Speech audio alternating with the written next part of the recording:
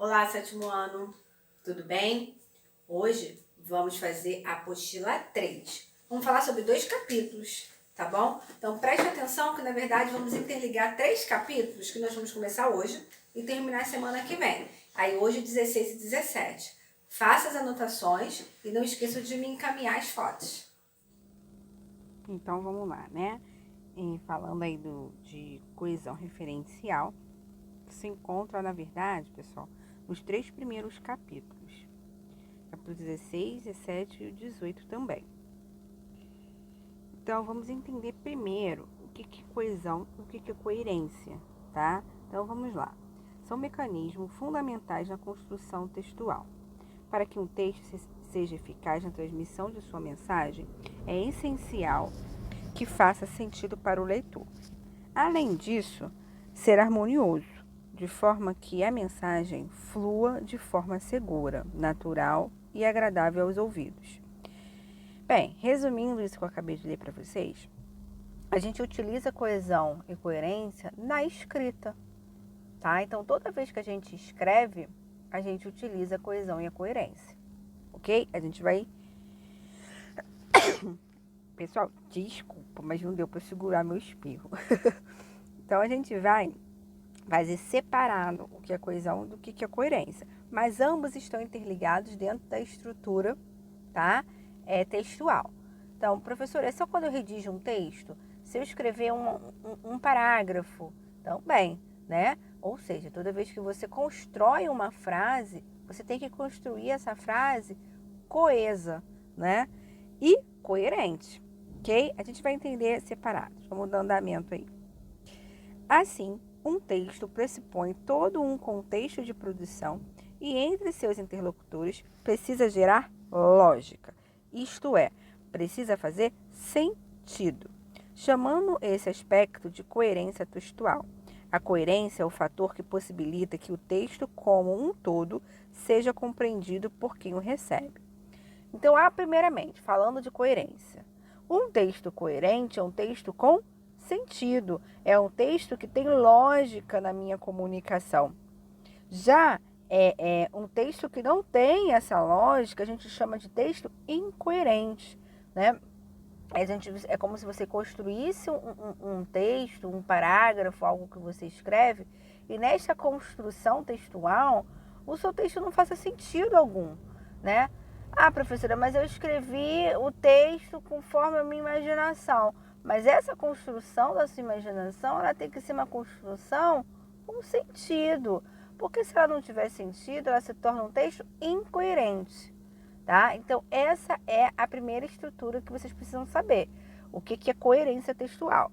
Ok? Então, coerência textual é um texto que tenha lógica, que tenha sentido.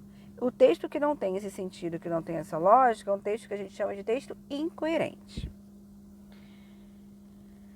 Para ter coerência, um texto necessita de que seus elementos estejam interligados, ou seja, logicamente conectados. Ainda tomando o exemplo da receita. Bem, esse textozinho eu tirei da nossa apostila, né? E aí ele dá um exemplo, esse texto aí, ele fala da produção de uma receita. Vamos supor que a gente faça a construção de uma receita. Eu vou ensinar a fazer um bolo, vamos supor assim. Aí, como que a gente faz uma ideia de receita? Primeiramente, tudo que a gente vai precisar para construir aquele bolo, né? Só que se eu botar aquela ali, eu vou precisar de trigo, vou precisar de ovo, vou precisar de manteiga. Mas se eu não der a quantidade de cada item, a pessoa não vai saber fazer, né? Eu preciso saber a quantidade do trigo, eu preciso saber a quantidade, quantos ovos e a quantidade da manteiga, quantidade do leite. Senão, a pessoa vai ver aquilo, só sabe que precisa daquilo, mas não sabe quanto, ok? Continuando. Mesmo que ela tenha coerência e esteja adequada ao contexto culinário, é importante orientar o leitor de forma que os ingredientes sejam agregados na ordem certa. E para isso, o texto precisa ser bem construído, com conectores temporais ou de ordenação, primeiro, por último, adequados. Chamamos essa conexão de coesão textual. Se as palavras forem mal empregadas, se estiverem mal relacionadas umas com as outras, o interlocutor pode não compreender o que se diz ou pior, pode entender de forma diferente do que se pretendia. Então, vou dar até um exemplo que está aqui, né, do diálogo. Mas a coesão, ela é faltas ou erros na aplicação de algumas palavras, né? Pode ser de conjunção, pode ser de pronome, pode ser de verbos, né? Então, a coesão, a gente chama de mecanismo, né? Usados dentro do contexto, que pode ser, né, ou a falta de algumas palavras, ou aplicação de palavras erradas, de formas erradas, ok? Então, isso é a coesão, tá bom? Vamos ver aqui o exemplo, ó. Lucas, dê adeus a Maria, pois sua mãe chegou. Sua mãe é a mãe da Maria ou a minha mãe?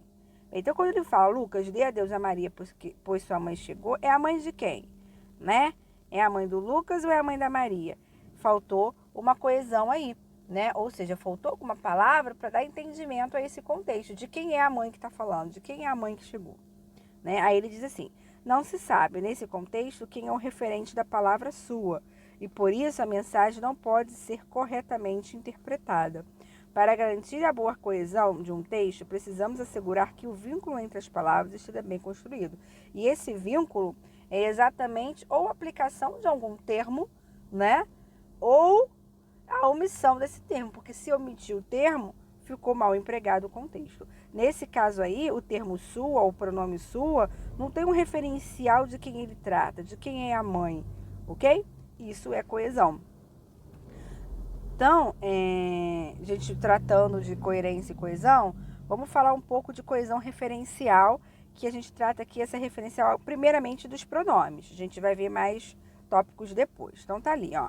Coesão referencial de pronomes. A coesão referencial é um mecanismo usado para conectar as palavras de um texto, estabelecendo entre elas uma relação de referência. Né? Foi o que a gente falou do sua. A sua, ali naquele sentido do contexto, ele não teve uma referência, então ficou um texto sem coesão. Algumas classes gramaticais são excelentes para isso. Pronomes, verbos e advérbios. Nesse capítulo, veremos como cada uma dessas classes atua para a boa coesão do texto. Então, tá ali, primeiramente, os pronomes. São palavras que acompanham ou substituem nomes. Eles sempre se referem a uma das pessoas no discurso. Então, tá ali, ó. Sara saiu essa manhã de casa. Ela foi trabalhar na loja e mais tarde foi ao curso de dança. Então, olha só. Isso aí é um exemplo que eu dei, né? Esse ela, vamos pegar aqui, ó. Esse ela aqui, ela retoma o termo Sara que foi citado aqui, ó. Sara saiu essa manhã de casa. Ela foi trabalhar na loja. Então, para eu não precisar, né? Para eu não precisar repetir que Sara foi trabalhar na loja, porque se ficasse Sara saiu essa manhã de casa, Sara foi trabalhar na loja, tá vendo que fica uma frase incoesa? Porque eu tô repetindo o termo Sara. Sara saiu essa manhã, Sara foi trabalhar. Então, eu substituir, né, através desse pronome ela, o termo Sara. Ok? Foi?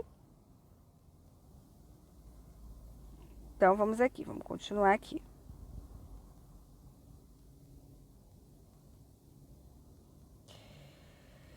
Bem, só para a gente fechar, né, primeiramente, antes de dar continuidade aí, a ideia de coesão e coerência, ok? A coesão ou é falta de alguma aplicação de algum termo, de algum conectivo, né? Ou fazer a aplicação errada.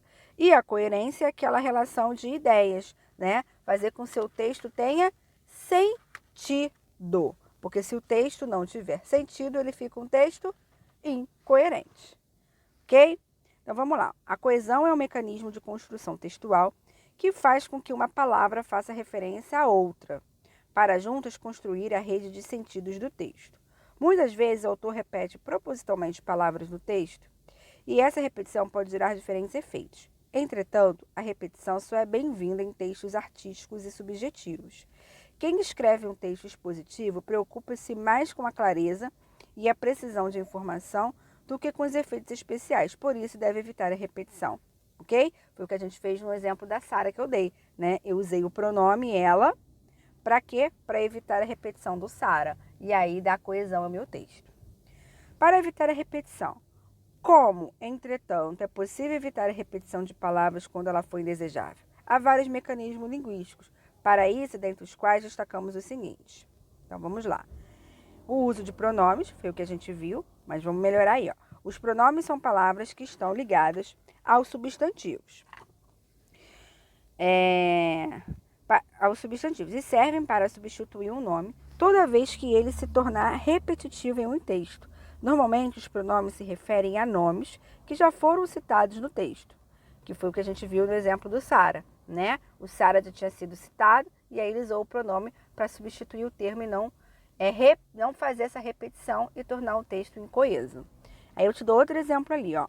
A história significa a presença tranquilizante do pai ou da mãe. E se eles lerem a história, a criança associará o objeto livro com esta imagem protetora. Estará nascendo ali um futuro leitor ou leitora. Então, percebam que eu coloquei ali o termo eles e está destacado, né? E aí esse termo, vamos pegar aqui a caneta, ó, esse termo aqui, ele está substituindo isso aqui, ó, o termo pai e mãe, né? Ó, história significa a presença tranquilizante do pai ou da mãe. E se eles lerem a história? Eles quem? O pai e a mãe. Então, quando eu coloco o pronome aí, no lugar desses termos, é para quê? É para evitar a repetição dos mesmos, né? E aí, eu evitando essa repetição, eu consigo tornar meu texto coeso. Já pensou se eu colocar essa história significa a presença tranquilizante do pai ou da mãe, e se o pai ou a mãe lerem a história? Isso acontece muito. Quando a gente produz um texto, a gente repete alguns termos desnecessários, né? Então, uma das coisas propostas para se evitar essa repetição e tornar um texto coeso é usar o pronome para fazer a substituição, tá bom? Outro é usar sinônimos. Vamos ver ali, ó. Outro mecanismo que se usa para evitar a repetição é trocá-la por um sinônimo ou por outra palavra que possa remeter a ela. Olha o exemplo. Tome uma família, pai, mãe e filhos, em casa à noite. Já jantaram, já viram TV. A típica rotina das casas brasileiras nesse horário. Ó, eu destaquei família e casas, percebam? O que acontece aí? A palavra, né, casa é o que se aproximou à família. Quando ele fala, ó, é típica rotina das casas brasileiras. As casas brasileiras quem são? A família, né? E aí ele acabou usando um outro termo mais próximo do termo família para não se evitar a palavra família. Porque se ficasse tome uma família em casa à noite, já jantaram, já viram TV, a típica rotina das famílias brasileiras fica repetitivo. Então ele pegou um trecho, né, casas brasileiras, que se aproximou à família. Ok? Foi? Vamos para outro termo. Ó, oculta-se palavras. Esse nome que se dá para a ocultação dessas palavras é elipse. Tá? A elipse é uma figura de linguagem. A elipse a gente omite algum termo. Ok? Vamos ver ali, vamos ver o que significa. Ó, se a palavra pode ser suprimida, evite-se a repetição e garante-se um texto mais limpo e mais direto. Trata-se de um processo chamado elipse, que é altamente recomendado para criar textos bem escritos. Olha o exemplo. Não há criança que receba essa notícia sem protestar. Ficará no escuro, aquele escuro que a imaginação infantil povoa de seres fantásticos, não raros ameaçadores, e por isso reclama, sapateia e chora. Aí eu destaquei aí o ficará e reclama, sapateia e chora, né? Tanto o ficará quanto reclama, sapateia e chora é a criança.